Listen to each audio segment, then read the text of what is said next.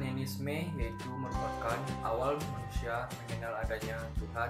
Kata animisme berasal dari bahasa Latin yang artinya roh atau nyawa, yang mencakup nafas atau jiwa manusia. Animisme ini adalah agama yang mengajarkan bahwa tiap benda, baik yang bernyawa ataupun tidak bernyawa, mempunyai roh. Tujuan beragama dalam animisme adalah mengadakan hubungan baik dengan roh-roh yang dihormati itu dengan senantiasa menyenangkan hatinya.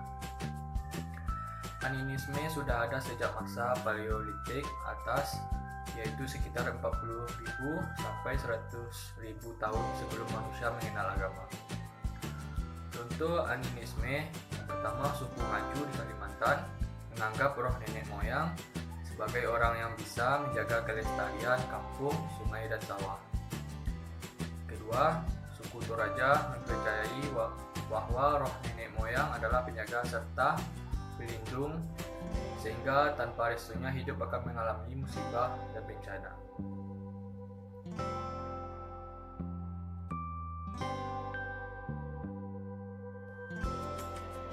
Realisme. Kata realisme berasal dari bahasa realis yang artinya ada, nyata, atau benar.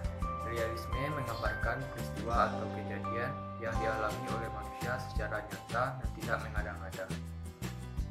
Realisme berpandangan bahwa hakikat realistis adalah fisik dan ruh yang bersifat dualistis, yaitu hal fisik dan rohani. Disinilah realisme memadukan materialisme dan idealisme.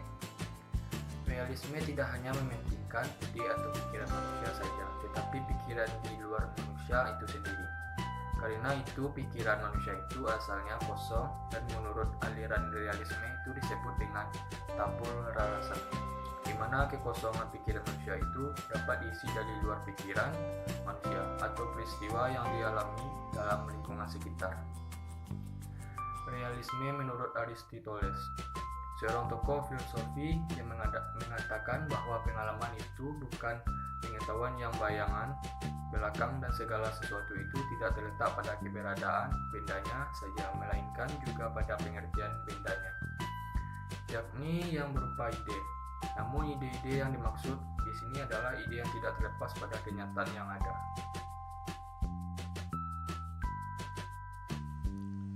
Eksistensialisme adalah tradisi pemikiran filsafat yang terutama diasosiasikan dengan beberapa filsuf Eropa abad ke-19 dan abad ke-20 yang sepaham. Filsafat bermula dengan manusia bukan hanya subjek yang berpikir, tetapi juga individu manusia yang melakukan, yang merasa, dan yang hidup. Nilai utama pemikiran eksistensialisme biasanya dianggap sebagai kebebasan, tetapi sebenarnya nilai tertingginya adalah autentisitas. Dalam pemahaman eksistensialis, seorang individu bermula pada apa yang disebut sebagai sikap eksistensial, yaitu semacam perasaan diorientasi, bingung, atau ketakutan di hadapan sebuah dunia tampak tidak berarti atau absurd.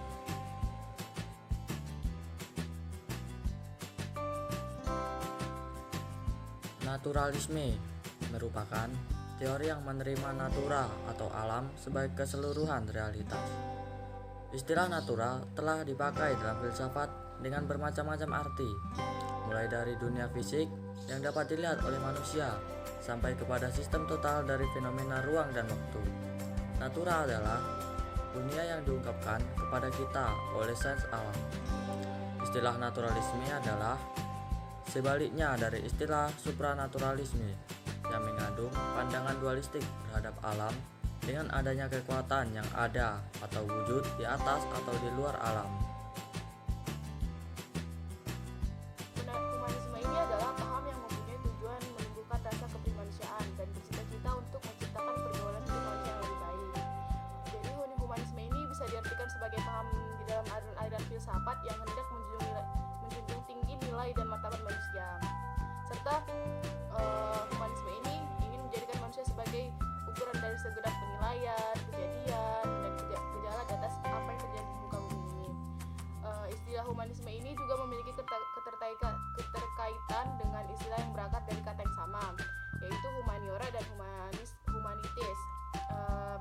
Humaniora dan adalah ilmu-ilmu pengetahuan yang bertujuan untuk membuat manusia lebih manusiawi. Dalam artian membuat manusia lebih berbudaya. Humanisme juga berasal dari studi humanitas yang mengandung arti kesenian liberal atau studi kemanusiaan dari Cicero. Inti dari kesenian liberal ini adalah membebaskan peserta didik dari kebodohan dan kepicikan melalui pengembangan intelektual yang meliputi tata bahasa, retorika atau berbicara, syair, sejarah, dan filsafat moral. Selanjutnya adalah pembagian humanisme. Pembagian humanisme ini ada dua, yakni pertama adalah humanisme keagamaan, yang kedua adalah humanisme sekuler. Yang pertama adalah humanisme keagamaan. Jadi ini berasal dari tradisi Renaissance atau sampai pada pencerahan dan diikuti banyak seniman, umat Kristen garis tengah, dan para cendekiawan dalam kesenian bebas. Pandangan mereka biasanya terfokus pada martabat dan kebudiluhuran dari keberhasilan serta kemungkinan yang dihasilkan pada umat manusia itu sendiri. Selanjutnya adalah humanisme sekuler, mencerminkan bangkitnya globalisme, teknologi, dan jatuhnya kekuasaan agama. Humanisme sekuler ini juga percaya pada martabat dan nilai seseorang dan kemampuan untuk memperoleh kesadaran diri melalui logika. Orang-orang yang masuk dalam kategori ini menganggap bahwa mereka mempunyai jawaban atas perlunya sebuah filsafat umum yang tidak dibatasi perbedaan kebudayaan yang bisa jadi diakibatkan oleh adat istiadat dan agama.